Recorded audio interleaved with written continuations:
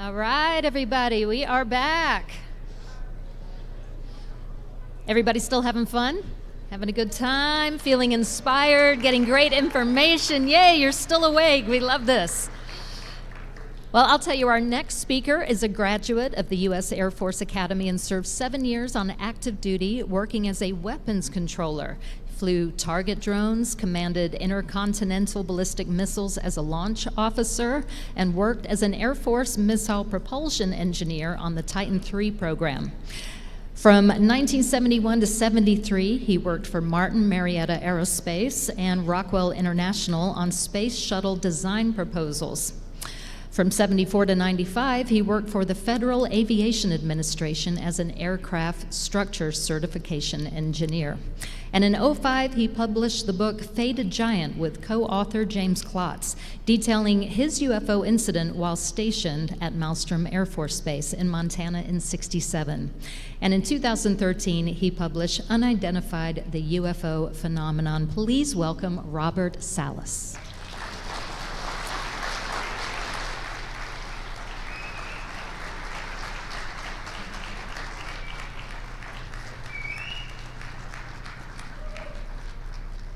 Everybody hear me okay? Good. Thank you all for coming. Lots of times you get speakers up here, can't wait to tell their story. But I want to pause just a second before I start to tell you about my support system, my wife Marilyn. The entirety of my support system. I get to cry on her shoulder, tell her jokes, which she laughs at. And she's been with me for 52 years now, tomorrow.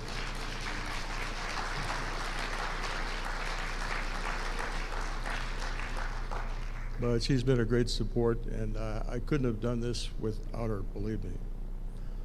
So I'm going to talk about UAP, extreme secrecy, the escalating risk of nuclear war, and a lot of other things. I'll go over my evidence for the Echo and Oscar flight incidents, which I've spoken about again for 25 years. First spoke in August of 1996. I gave an interview to the Great Falls Tribune, got front page. I'll review some other UFO and nuclear weapons incidents, the extreme secrecy around the entire UAP, nuclear war, everybody's favorite subject, and the importance of disclosure.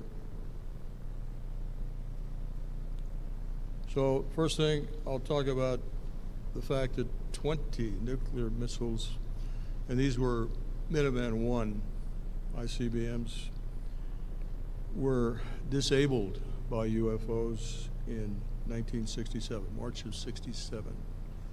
And I'll go over some of that evidence. This man is Colonel Walter Fiegel, now retired. In 1996, I was able to contact him. He was the first witness I contacted after I started going public. I guess I should talk about how it is I was able to go public, because after my incident, I was ordered never ever to speak about the incident I was involved in, and in fact had to sign a non-disclosure statement, which included the words Leavenworth Prison. I'm serious. So I didn't talk about this for about 27 years. 1994, I was at a bookstore in Seattle, Washington, and picked up a book called Above Top Secret by Timothy Good. And I happened to turn to page 301 of that book, and on that page was a very short paragraph stating something to the effect that UFOs shut down missiles at Malmstrom Air Force Base in 1967. And that's about the extent of it. But it was enough to get me pretty excited, because I thought the Air Force might have declassified the incident. So at the suggestion of my wife, I contacted an organization called MUFON, which I hadn't heard of before.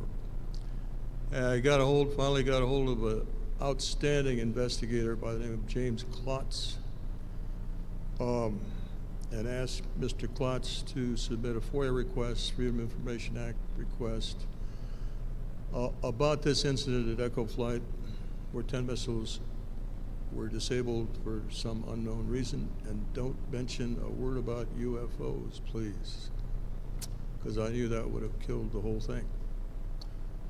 So he did.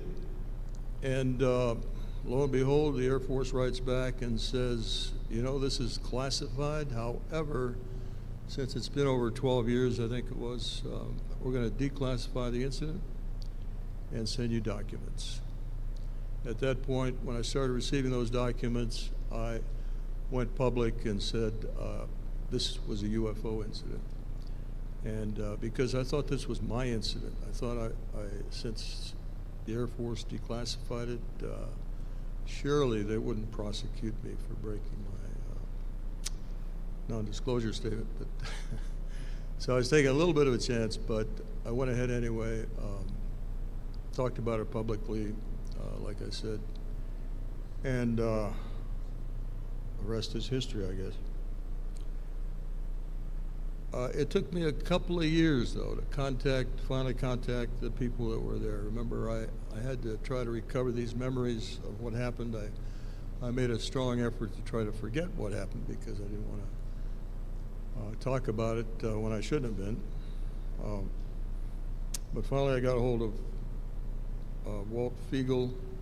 He was the first of the major witnesses that I did get a hold of.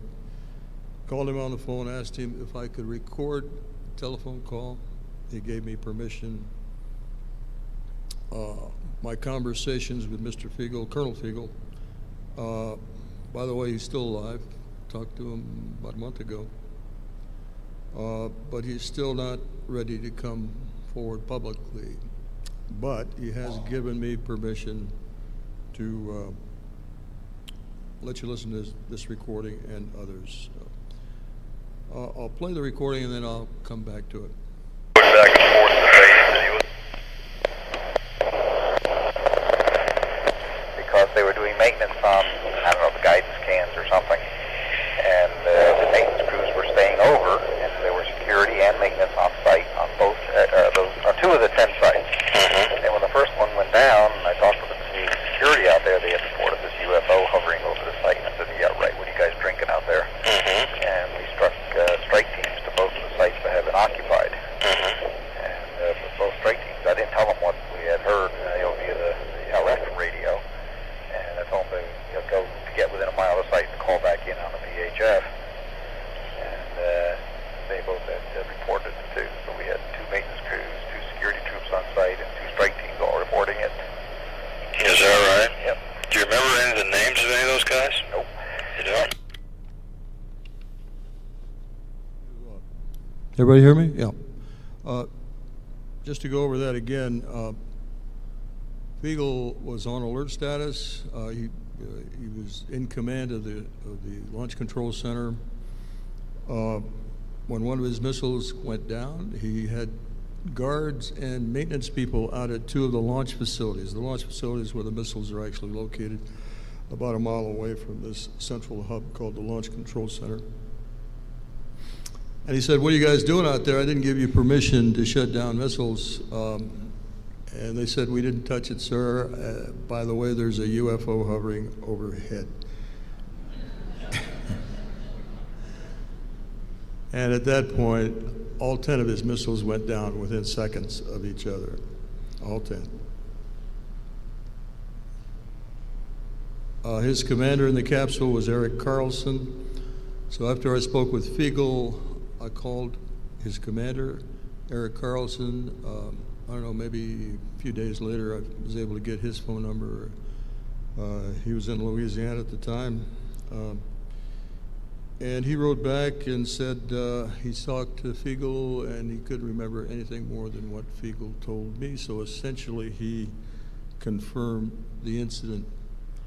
And then he wrote me another letter stating he didn't think they posed a national security threat, basically, and he said I have his permission to publish these letters and UFO sightings at bases that he was at occurred often. So there we've got two witnesses to the Echo flight incident that happened March 16th, 1967. One of the documents I received from the Air Force, this was one of the more important ones because it shows the grave concern that the command structure of Strategic Air Command had about this incident. We lost 10 at Echo flight, strategic alert within 10 seconds of each other. The fact that no apparent reason for the loss of 10 missiles can be readily identified is cause for grave concern to this headquarters. And then he went on, this is Commander SAC, Strategic Air Command. He sent this message to Boeing, who had the contract for the overall maintenance of the missiles, and asked them to do a very serious investigation.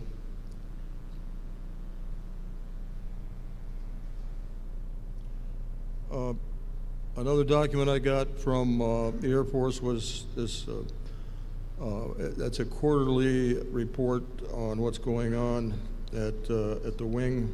This is the 341st Strategic Missile Wing. And there were two statements that stood out. It actually, in this document, which is an official Air Force document, states rumors of UFOs were disproven. Now, I don't know how they do that, but that's what it says. So essentially recognizing that there were indeed UFOs sighted, at least some people claim that. And then the next document is a really important one, which I'll get to in a minute. So Robert Kaminsky was appointed by Boeing to be the team leader to do the Boeing investigation. The Air Force was doing their own investigation, but it was highly classified. And Robert Kaminsky contacted me early on after I went on the Art Bell show and talked about this. Robert Kaminsky heard that broadcast and called me. He said I was the team leader, Boeing lead engineer, investigating Echo flight. He says there were no significant failures, engineering data, or findings that would explain how 10 missiles were knocked off alert. The final report would have nothing significant in it to explain what had happened at Echo flight. I was contacted by our representatives and who told him that the incident reported as being a UFO event. So his boss actually told him that. A few days later, we were told to stop any further effort on this project. We were also told that we were not to submit a final engineering report. Now, how does that fit in with what SAC headquarters said? We have a grave concern over this. We need a thorough investigation. And here they're telling Boeing, who's responsible overall for the Minuteman system, to stop their investigation and go no further, don't issue a final report. We'll get into that also.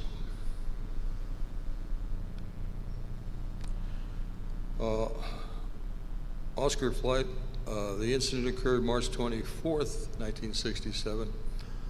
I was in command of the Missile Launch Control Center. My commander, Fred Mywald, was taking a rest break. One of us had to be awake at all times. So this happened sometime late at night, I don't recall. Anyway, I did the same thing with Fred. I called him after he told me we were not at Echo flight, we were at Oscar flight, which was a shock to me because I'd been talking all this time thinking that my incident was the Echo incident, but in fact it was the Oscar incident. We were at Oscar Flight, which is nearby, but it's not the same location. So here's that conversation. I don't recall, I just remember our side of it. Yeah. All right, here's the sequence I remember. I remember receiving a call first, and the security guard said, I've seen some UFOs up here flying around, and I said, forget it. You know, I didn't believe them. I kind of hung up on him, and then a little while later, I don't know how long it was, maybe 5-10 minutes, maybe longer, they called back, and the guy sounded real scared, and said there was one just outside the front gate, and he also said, I recall, that one of the other guards had gotten injured in some way. I don't think it was from the UFO. I think it was from trying to climb the fence or something like that. And then I hung up, or he hung up because he had to go. This guard got injured, and then I believe you were either getting up or I woke you up, and then some of our missiles started shutting down. Is that right? Mm-hmm. Is that about how you remember it? Right. We got security alarms and Yeah. problems at a couple of the sites. Yeah. Okay. Okay. Well, I'm sure glad I found you. That was a good day. And then it didn't occur to me at the time, but Fred goes in a little further, so I'll play the second part of this. Any reports from their field about UFOs? So I remember the two guards that had gone out to one of the sites finally got back scared to death. We had to relieve them of duty. Yeah. Oh, you mean our guards? Yeah. Oh, I didn't know that. Yeah, rodent patrol type. Oh, I see. They had gone out to one of the sites, one of the LFs. They were on the way back. They lost radio contact, and we ended up having to send them back to base early. I'm not sure what happened. I don't think they ever returned to guard duty. And what were they scared about? Well, they had seen some crazy things. Then Oh, they did? Yeah. They reported that to you? They reported it to the topside guy. Oh, the topside guy, that's right, okay. Yeah. Okay. Okay, well, interesting, don't you think? Yeah. Fred unfortunately passed away about 10 years ago. But basically what he was saying is after we had the missiles shut down, we also had what we called incursion lights or indicators. And you can see the indicator panel there on the screen. Down at the bottom, it shows inner or outer alarm. That would indicate there was some sort of break-in or incursion into the site, the launch facility. So we had to send guards out there to check it out. Those guards called back, scared to death again. Remember, they were very, very frightened the first time, and then when they had to go out there, they saw these UFOs hovering over the sites again, and came right back, and they swore they'd never go out again. So, in fact, the next day, they called me at home. I don't know how they got my home number, but they begged me to come out and talk to them because they wanted to make some sense of this, and I couldn't. By that time, I had signed a non-disclosure statement. So basically what this object or objects did is they sent a signal through 60 feet of earth and concrete and then penetrated very large, about 8-inch diameter cables, which were triply shielded against electromagnetic interference. They sent a signal to each of the missiles separately to a particular piece of equipment called the logic coupler. The logic coupler takes data from what we called an inertial platform, inertial guidance system that had gyros. After the missile is launched, this system would calculate the speed, acceleration, direction of the missile, and then calculate how whether it was on trajectory or not to hit the target. So all this object did was upset a stable platform for this inertial guidance system so that on launch the missile would not know where to go. That's all that happened. But this was pretty amazing that they were able to do this. In fact, the Air Force, in this, again, official document that we got, says these were externally generated signals, and that the generation of these two channels, these were the guidance and control system failure channels. The possibility of this is very remote, essentially saying it's impossible to do this due to the fact that all 10 couplers would have to fail in the flight within a few seconds of each other. So they couldn't figure out how this was possibly done.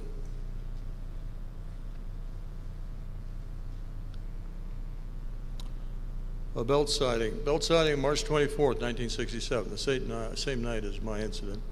And this is important. I'll get to that. Why? Because it confirms our incident, basically.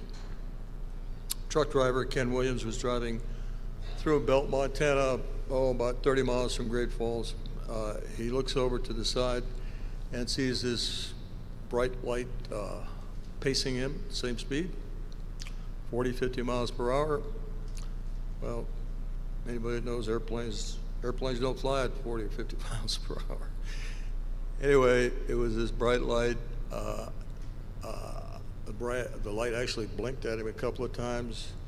He stops the truck, calls the highway patrol. Highway patrolman Bud Nader comes out and sees the object also. They both see it land in this coulee called Frenchman's Coulee, and they see it leave again and land again.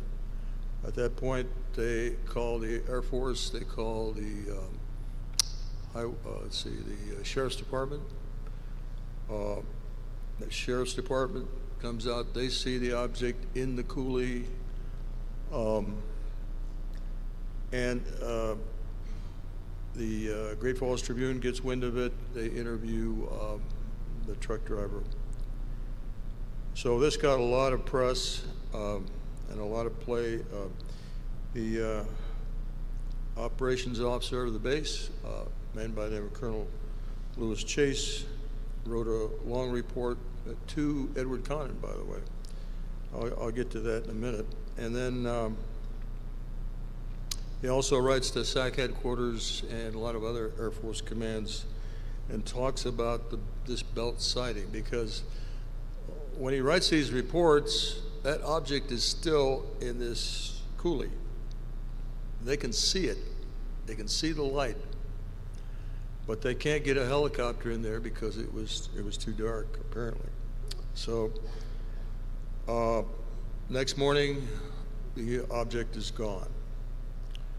But again, this object was 30, 40 feet in diameter, no sound, able to stop in flight, hover, landed, and departed at high speed, seen by many civilian and military witnesses. Again, there were Air Force reports written, agencies, and Condon was aware of it. So why is this important? I'll play you what Robert Jameson had to say about it here shortly. Just look, if you see the map, the big dot, the furthest to the right there is Oscar Flight up near the top. Yeah. Good afternoon. My name is Robert Jameson. Between January 1965 and October October of 1967. I was stationed at Malmstrom Air Force Base as a combat missile targeting team commander.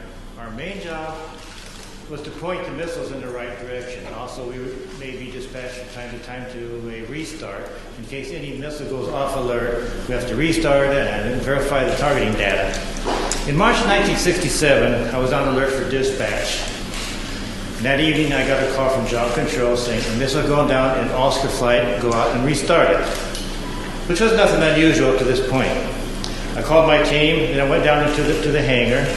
As soon as I got to the hangar, some acquaintances of mine approached me and says, "Bob, do you know what happened?" "No, I don't know what happened." And he says, "Well, a missile, a UFO, was sighted over Lewistown, Montana, actually over Roy, Montana. Lewistown's the nearest town of any significance. But over that Roy, Montana, which is the center of Oscar flight. And when that UFO, at the same time that UFO was over there, all of Oscar flight went down. Well, that was highly unusual. I went to Job Control to verify it, and yes, they confirmed it. And I was looking at the status board they have. They have a map of the whole wing. I noticed everything was green. All the lights, they have lights for missile sites. All the lights were green except one corner, in the upper right-hand corner, was all red. All of Oscar flight was down. I mentioned to them that doesn't happen. And he says, "Well, it happened once before, about a week before. A UFO was sighted over Echo Flight. About the same time, all missiles in Echo Flight went down." He says, "Other than that and this is it. It's never have happened before. Personally, I'm never aware of any 2 missiles going down at the same time, let alone 10. I also learned, UFO, people in Job Control was telling me, that earlier that day, a UFO was sighted over Belt, Montana, another town in Montana, a small town east of Malmstrom. And it went into a canyon. And immediately they notified the Air Force. We sent a team out there to investigate it, and sure enough, there was a UFO apparently at the bottom of that canyon.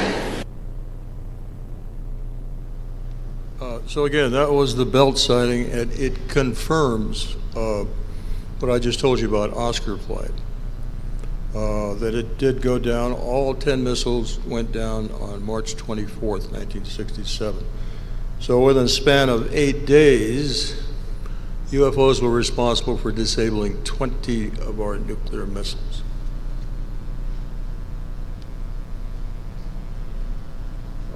This is a picture of Edward Condon. Uh-oh. I've got the picture here. Okay, there we go. Dr. Edward Condon, a renowned physicist. Actually, he was number 2 in the Manhattan Project when it began under J. Robert Oppenheimer. However, there were some issues with respect to security, and he resigned his position early on, 1944. In 1946, he was appointed head of the National Bureau of Standards. 1946 again, he was accused of being a Soviet spy by J. Edgar Hoover himself in writing. I've got the letter. 1951, he lost his security clearance over this investigation. 1966, about 15 years later, the Air Force comes to him and said, "How would you like your security clearance returned? That way you can work on government contracts." And he agreed, but there was a stipulation. He had to do the now infamous scientific study on UFOs. That's what they called it. Well, he accepted the job, but then he gave an interview, and this was, I think, in the 70s to a magazine called Physics Today or something like that. It's pretty well recognized among the physics community. And here's what he said about the UFO investigation that he headed up.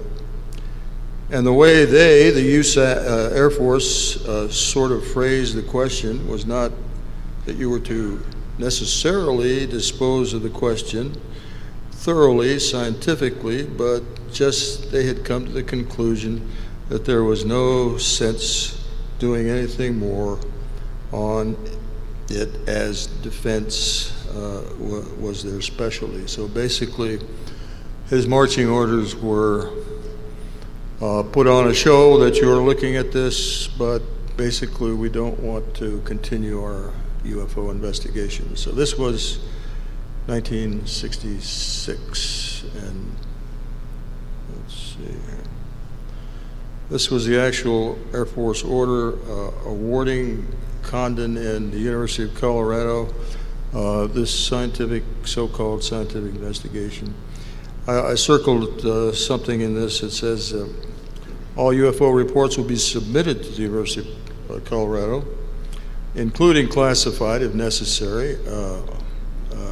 So they had the ability to access classified reports, which I think the public at that time didn't realize that Blue Book was supposed to be reporting to the public on what they were doing, and I don't think the public realized that they had classified reports that they never reported to the public. Dr. Roy Craig was the chief investigator for Condon. He was a chemistry professor at Colorado. He had no experience in investigations. Again, I mentioned the Air Force Blue Book had secret files on UFOs, never disclosed to the Condon investigators until after.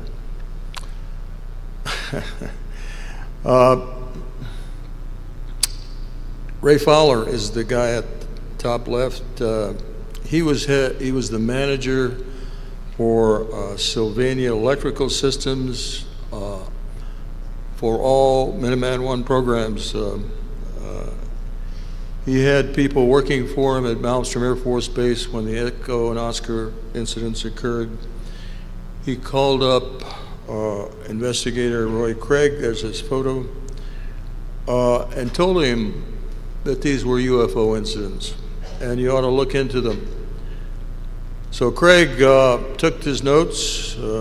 He went and visited Fowler, actually, took notes, and one of the notes you see right there says there was an incident March 24th, 1967. All missiles were shut down. Well, that would have been my incident. And then Craig continued to write a letter to, first he went to Malmstrom and talked to Colonel Chase, asked him about the UFO shutdowns, and Chase said, well, I don't know anything about that. Now, Colonel Chase was base operations officer. He was also called the base UFO officer, believe it or not. That was a title he had because he was working with the Condon investigators on these UFO sightings at Air Force missile bases. At any rate, the second notes that you see, these are Craig's notes from his visit to Malmstrom Air Force Base in October of 1967. And he says that there's an ongoing investigation. However, it's classified. And he sends these notes to the number 2 in command of the Condon investigation, Dr. Robert Lowe. Asks Lowe if he can do anything, because Lowe was the only one of the Condon investigators, the team, that could look at classified information. So he asked Lowe to look into that, see if he could get access to that report. And Lowe said, I don't think so. I don't think I'll be able to get that. The Air Force told him it'd be too highly classified for you to look at. And so they didn't. They didn't look at any of the investigation on Echo and Oscar flight. This is Lieutenant Colonel Lewis Chase, base operations. In June of '67, he gets a letter from Foreign Technology Division, Wright-Patterson Air Force Base, home of Blue Book.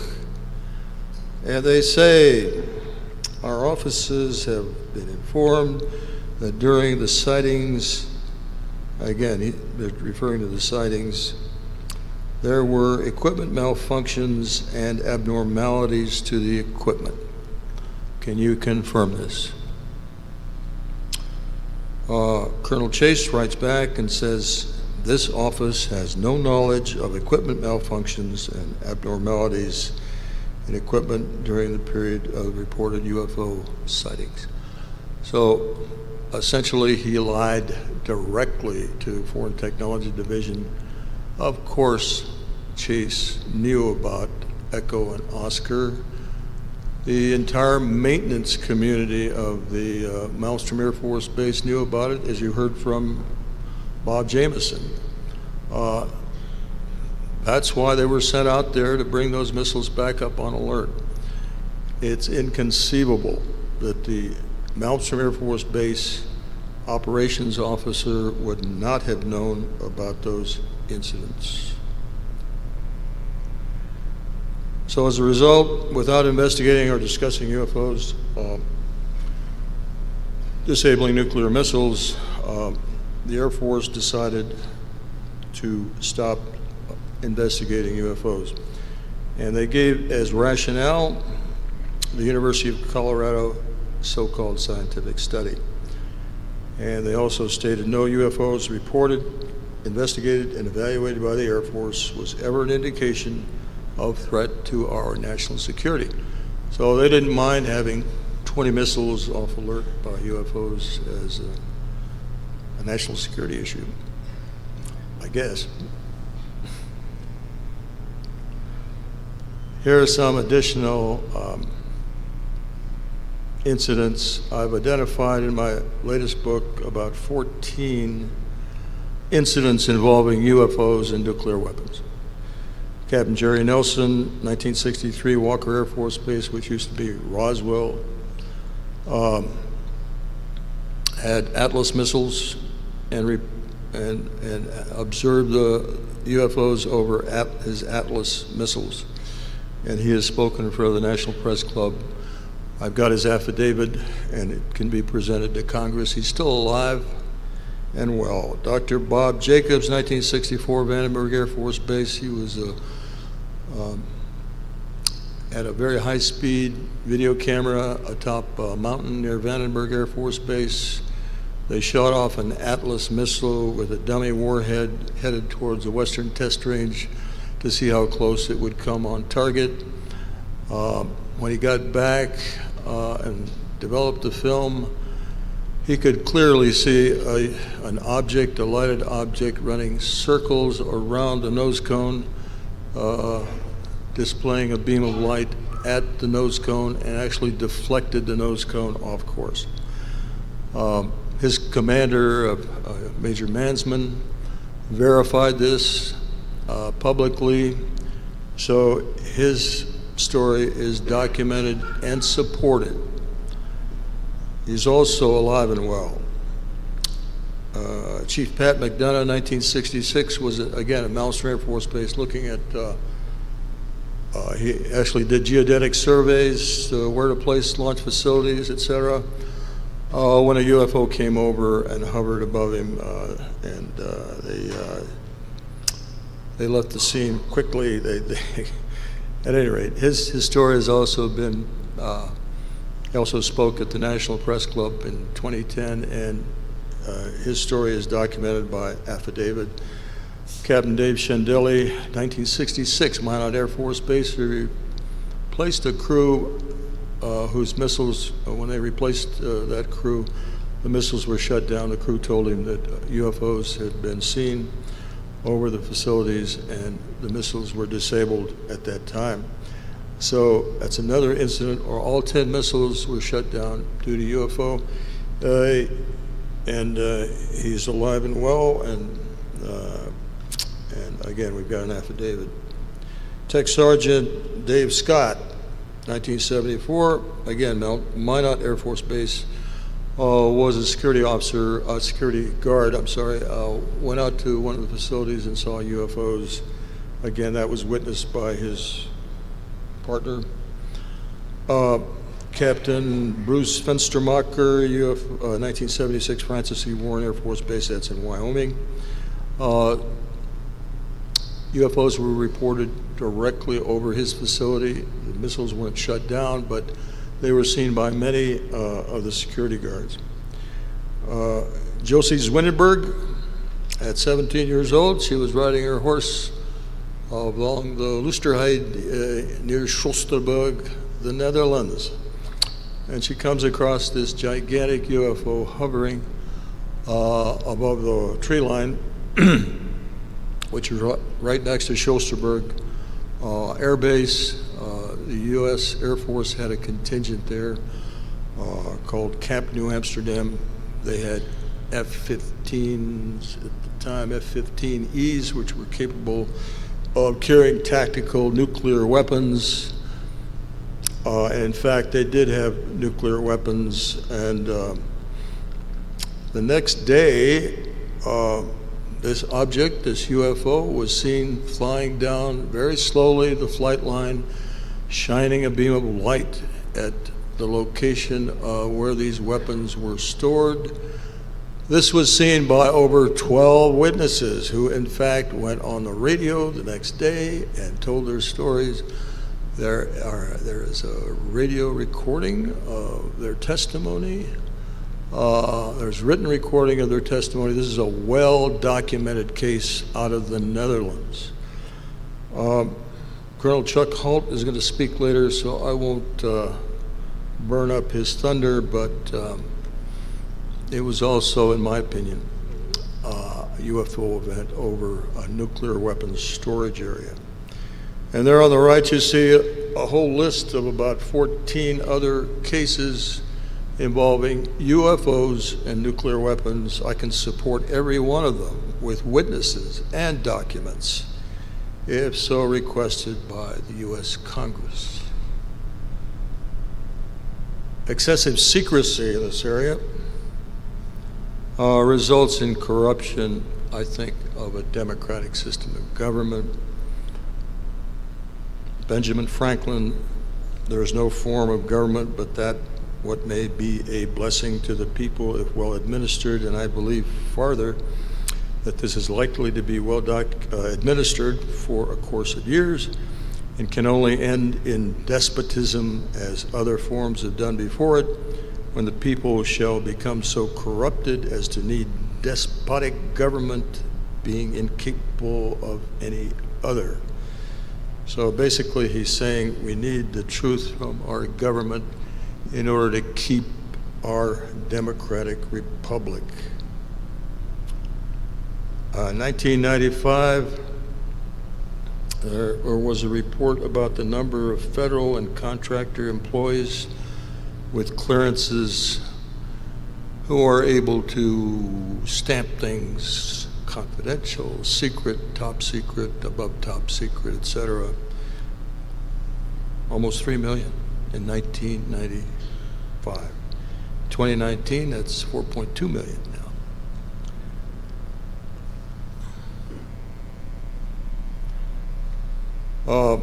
Picture on the left is of Stanton Friedman. Many of you have heard of Stanton. He's a good friend of mine. We spoke at conferences together. We spoke many times. So I consider his judgment reliable. And he concluded that as far as the Majestic 12 documents, he considered 3 as being genuine. One was the Eisenhower briefing of 1952, the Truman-Forrestal memo of 1947, and the Cutler-Twining memo of 1954. Dwight Eisenhower was, of course, president in 53 when he received this briefing. I'm sorry, 52, I guess, 53, all right. And in this briefing, it talks about a group of highly respected scientists, military, etc., government people, 12, called the Majestic 12, who were studying the UFO subject for the government. And then it's confirmed by this Cutler-Twining memo. Also talks about Majestic 12. And then in 1947, it looks like Majestic 12 was originated by President Harry Truman. And that's the Truman-Forrestal letter that you see there. I'm going to see if this little video of Truman will play.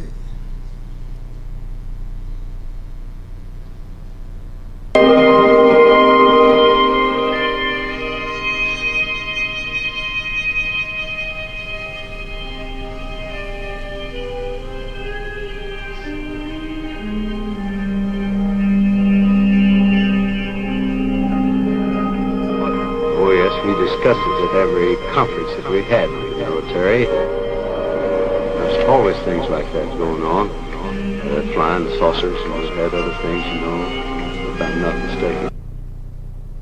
So there's Harry Truman stating that, yeah, they did consider flying saucers. In fact, by the end of 1947, and this is a quote from Ed Ruppelt, director of Project Blue Book, who wrote his own book. By the end of 1947, the consensus in Project Sign at that time, a precursor to Blue Book, was that UFOs were interplanetary. Yet the official word to the public from the Air Force was, we don't know. Does that sound familiar? We just don't know. So that was Ed Ruppelt, and then the CIA organized this so-called Robertson panel proceedings. Again, they invited, government scientists, psychiatrists, politicians, a group of people to talk about this. This was a classified discussion. However, we got wind of it from a gentleman, I can't remember his name now. But as a result of those proceedings, this is some of the things they came up with. Continued emphasis on the reporting of this phenomenon does in these perilous times result in a threat to the orderly functioning and of the protective organs of the body politic, whatever those things are.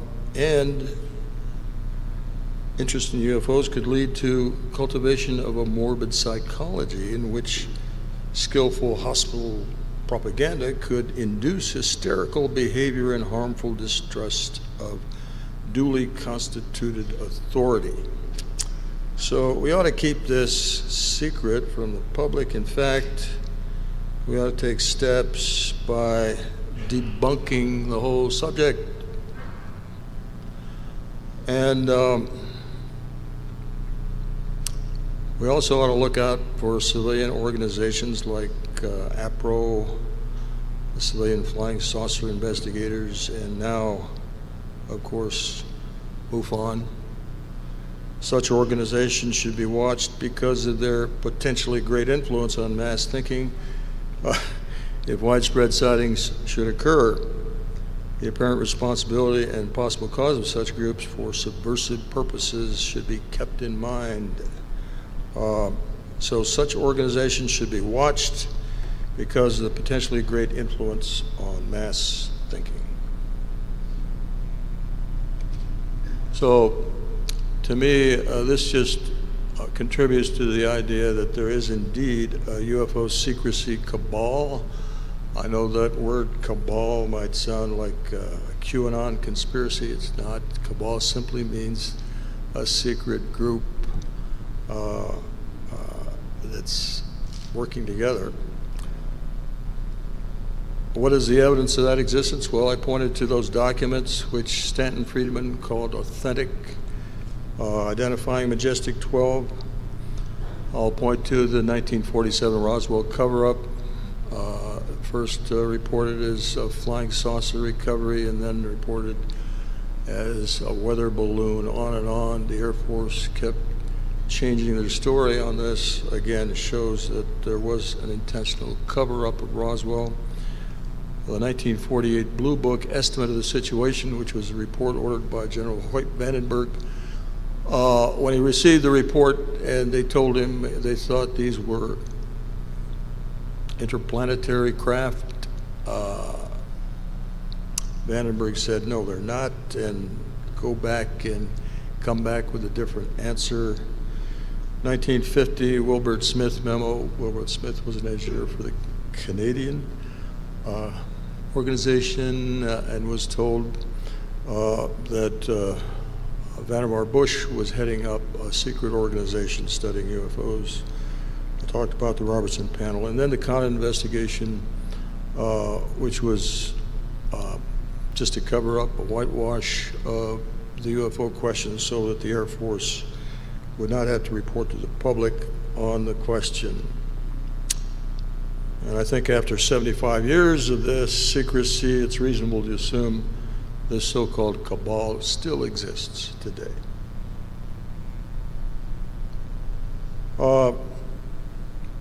So again, the corruption of government by the application of extreme secrecy.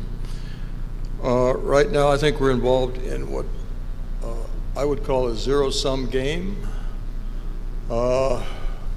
Without getting too mathematical, I'll try to explain what a zero-sum game is. It's a game played by two entities. Let's say there's only so many chips you can win. Let's say 100, right? And so during the play of the game, in this case, let's say the cabal has a whole stack, let's say 90 of the chips, and the rest of us have about 10 chips in this game. So the cabal needs 10 more. So the need is 10 more on the side of the cabal. The need is 90 more on our side. So we're missing total 100 chips, right? And the chips, the plus chips that are held by both sides is equal to 100. So subtracting 100 from 100 is 0. And that's where zero-sum game comes in. Well, the cabal has been winning this game easily because the government has power to hold secrets in the interest of national security. The government has laws, agencies, and resources to implement extreme secrecy and only reveal UFO secrets at their whim, very selectively. There is monetary incentive in UFO secrets. Obviously, if in fact, as I'm convinced, they have retrieved craft, they have back-engineered the technology that they've seen, and maybe had worked with industry to produce industrial applications for military use or commercial use. So you can see where they would be valuable, monetarily valuable. There's political power in UFO secrecy because these secrets can be used as bargaining chips with other countries, other intel agencies, and this is truly an international cover-up because obviously these things aren't just seen in the United States. All over the world have had incidents, and again, incidents involving nuclear weapons. So they're very powerful, these secrets, and the incentives are corruptive, which results in leverage against those holding the secrets. So you see they can be used by intel agencies to corrupt other intel agencies and government officials. The public is at a great disadvantage in this game because of the overwhelming size and power of government to control the information messaging. The people can only win this game with true disclosure. and not government reports. So by true disclosure, we're talking open hearings, witness testimonies, and I think that's the key to disclosure, and I'm not giving up on it. In fact, next slide. I have initiated I will be holding a hearing, a press conference at the National Press Club in Washington, D.C. on October the 19th. During that press conference, we'll have witnesses like myself and about 4 others who have witnessed these UFO events over military installations. And we will press the press to write stories about the validity of these incidents. We'll produce our evidence.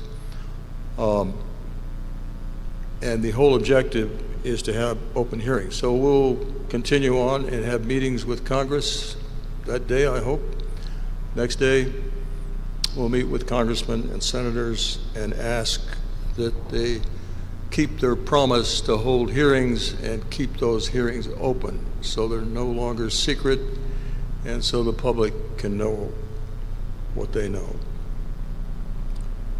The ODNI report has identified UAP as a possible national security issue.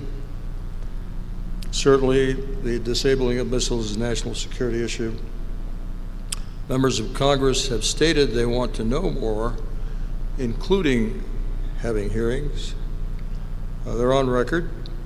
Evidence of UAP interest in nuclear weapons must be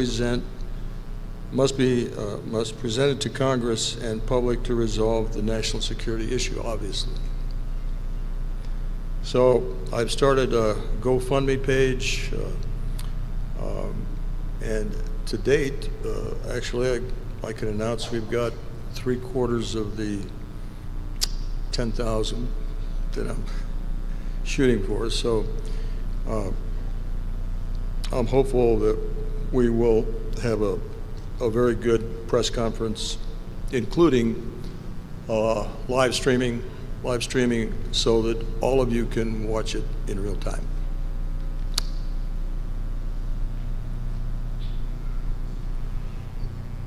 So what about all this nuclear stuff?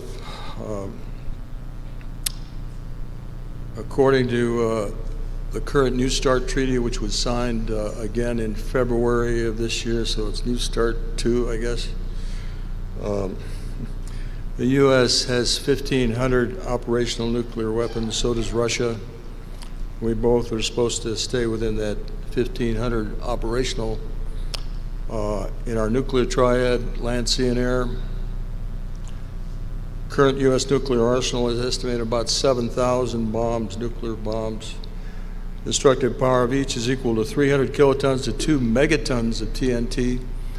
The Hiroshima-Nagasaki bomb was about 20 kilotons of TNT. It destroyed and killed about 100,000 people in both those cities initially. These bombs here that we have now could decimate the city of Los Angeles. One of them could decimate the city of Los Angeles. There are 9 nuclear weapons nations. India and Pakistan are 2 of them, and they are in military conflict with each other. And indeed, Pakistan borders Afghanistan, which is now being controlled by the Taliban, which has associations with radical jihadists. So you can see the danger in the fact that there are so many countries that have these weapons, and the weapons could get in the wrong hands.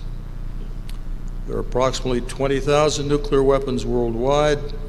Today, there is enough weapons-grade nuclear material in the world to build 120,000 nuclear bombs. All of this data you can find in the Bulletin of Atomic Scientists. It was a group formed actually under J. Robert Oppenheimer during the development of the first atomic bomb, this group was formed in order to warn the world that even though they were working on this weapon of mass destruction, that we ought to be thinking about how to abolish it.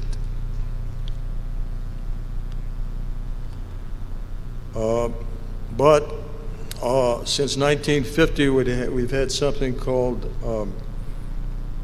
U.S. nuclear deterrence policy, and it's based on the idea that since the Russians had a nuclear weapon in 1949, we cannot allow the Russians to have more nuclear weapons than we have, otherwise they would have an advantage. So we have to have more than they do.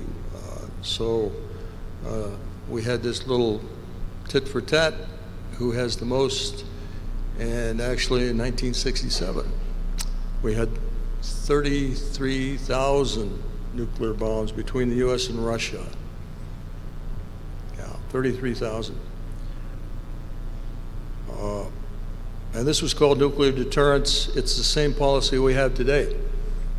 And that's why we signed that New START treaty to limit those nuclear weapons. However, that treaty does not include the other 7 nations that have nuclear weapons, or what they will do with theirs. So this, we have some fatal flaws in this policy of nuclear deterrence. Maintaining a nuclear arsenal, developing tactical nukes. So now, in each of the latest, what's called the nuclear posture review, where the United States talks about what they're going to do with nuclear weapons and develop new ones, they're now talking about, and have been for some time, developing tactical nuclear weapons, or smallish nuclear weapons, 20 kilotons, that they can use in little wars. So once that happens, obviously, it won't be long until there's escalation and we'll start using our bigger nuclear weapons. But that is the current plan. Development of new and improved small tactical nuclear weapons. Also now Russia has a hypersonic airborne launched missile that when we detect it through our system of detection of those air-launched missiles, it will be too late because they're hypersonic. That's above Mach 5. So things are not safe. It has not deterred other nations from acquiring nuclear arsenal, thereby escalating the risk. It does not encourage the goal of abolishing nuclear weapons.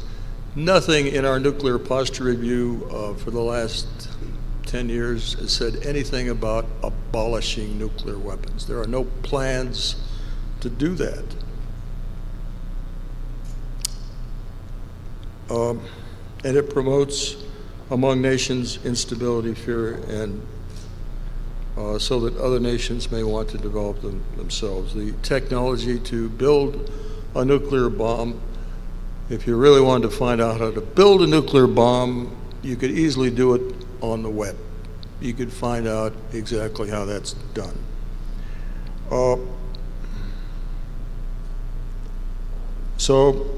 Increases risk of accidents, theft, misinterpretation of intentions between nations. If deterrence fails, there's no other option but to use the weapons. By the way, commanders in the field, since the Korean War, have in fact requested authority to use nuclear weapons. MacArthur requested to use them in the Korean War. Let's see, the general in Vietnam, I'm trying to think of his name, Westmoreland, requested Johnson to use nuclear weapons, and so it goes. So we can't live with the idea that, this is an impossibility. Nobody in their right mind is going to want to use nuclear weapons. Not true. Our military has in the past requested that they be used. So reliance on nuclear deterrence ensures a persistent and escalating risk of nuclear war. So what's the necessity of disclosure? Without disclosure, and by disclosure I mean government fessing up to the fact that they've been lying to us for 75 years and disclosing most of the secrets they have. The intentional UFO secrecy cabal, or the international UFO secrecy cabal wins. Extreme secrecy in government remains in control. With institutional extreme secrecy, the reality of an informed public to control government will continue to degrade. Our democracy will continue to degrade. The very survival of humanity may be at risk because excessive secrecy will continue to undermine public trust in their governments. During this time when there are so many existential crises going on, such as global warming, and so it contributes to that issue of faith and trust in government. E.T., who's flying out there now, has already disclosed its presence, obviously. It's made no secret of the fact that it's here. With disclosure by governments, there would be an enormously positive impact, I think, on human civilization, including the necessity of working together to confront the challenges of extraterrestrial presence. Yep, my time's up, so this is my last slide.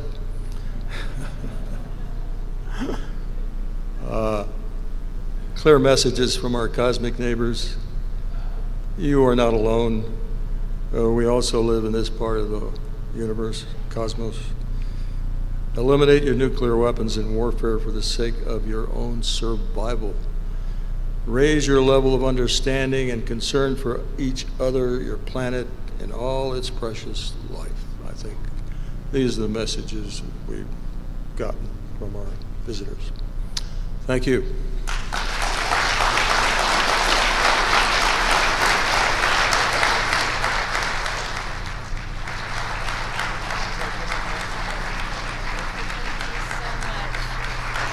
Thank you so much, Robert Salas.